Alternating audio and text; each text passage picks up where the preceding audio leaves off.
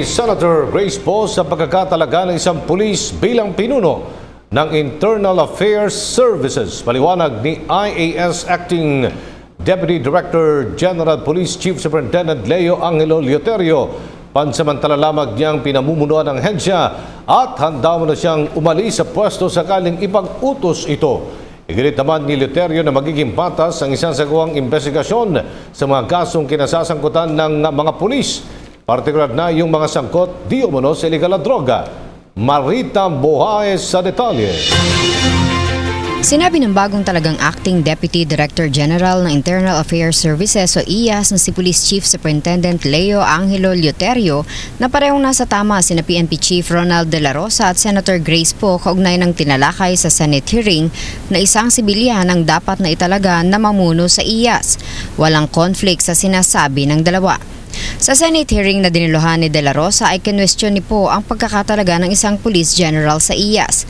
Giit na Poe, nasasaad sa batas na dapat ay isang sibilyan ang italaga sa IAS. Agad na ipinaliwanag ni De La Rosa na pansamantala lamang ang pagkakatalaga kay Lioterio hanggang maisaayos lamang ang hanay ng PNP. Senator Poe is right. Public Act 8551 provides that the Inspector General of the Internal Affairs Service should be a civilian and a lawyer. My appointment is as Acting Deputy Inspector General of the Internal Affairs Service.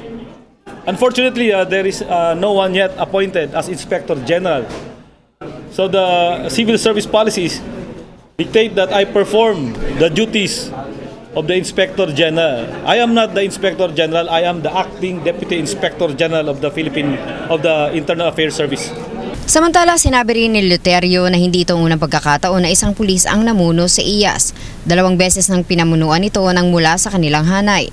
Handa naman daw si Lioterio na sumunod sa kaling sabihan na umalis sa pwesto, subalit hanggang walang utos ay gagampanan nito ang iniatas na tungkulin sa kanya. Sa tanong na hindi kaya siya maging biased sa investigasyong gagawin, sagot nito, there will be nobody who would care more about cleansing his organization than the individual policeman. In this case, myself, as the Deputy Inspector General of IAS.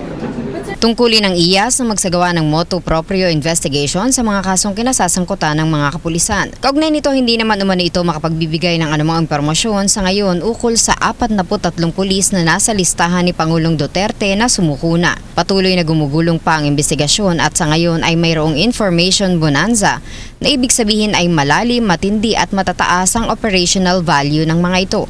May mga inaantay pa rin daw silang mga susuko pa. May humigit kumulang sa 376 na kaso rin naman ng homicide na nagresulta sa police operation ang nasa ilalim ngayon ng motu proprio investigation. Para sa PTV News, ako si Marita Muahe.